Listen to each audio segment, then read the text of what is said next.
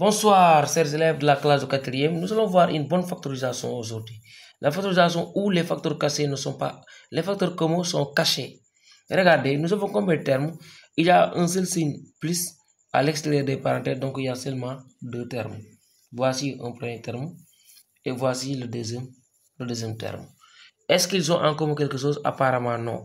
Mais on peut faire apparaître le terme commun. C'est-à-dire quoi? Qu'est-ce qu'on fait? La première chose à faire, c'est de réduire au même dénominateur ici. Ici, je vais entrer dans la parenthèse et réduire au même dénominateur. Ici, c'est comme si vous avez sur 1. Donc 3 fois x égale à 3x moins 1 fois 2 égale à 2. Le tout divisé par 1 fois 3 égale à 3. Je ferme la parenthèse et je recopie le reste.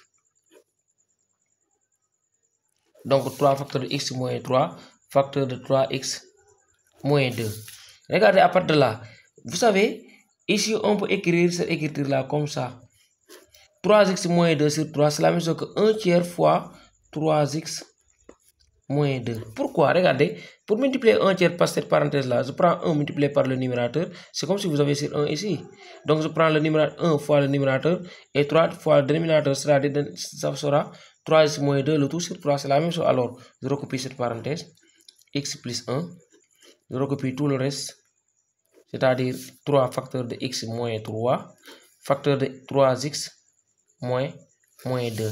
Toujours j'ai deux termes. Regardez, le premier terme est là, le deuxième terme est là. Qu'est-ce qu'ils ont en commun? J'ai ici 3x moins 2, j'ai ici aussi 3x moins 1, donc ils ont en commun 3x moins 2.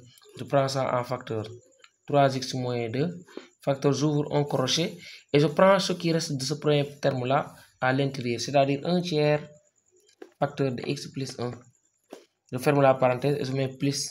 Ensuite, qu'est-ce qui reste dans cette parenthèse? Dans ce terme-là, 3 facteurs de x moins 1. Donc 3 facteurs de x moins 3. Je ferme le crochet et la parenthèse. Je recopie 3x moins 2. Je travaille à l'intérieur. Ici, je distribue 1 tiers à l'intérieur. 1 tiers fois x égale à 1 tiers de x. Plus 1 tiers fois 1 égale à 1 tiers. Je distribue 3 aussi à l'intérieur. Ça fait 3x. Je distribue 3 ici, ça fait 9.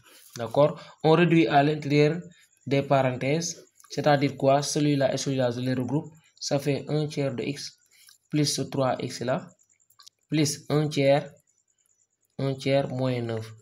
Je suis en train de réduire, je recopie 3x moins 2 facteur. Ici, pour réduire, on réduit au même dénominateur. C'est comme si vous avez dénominateur 1 ici. Ça donne combien?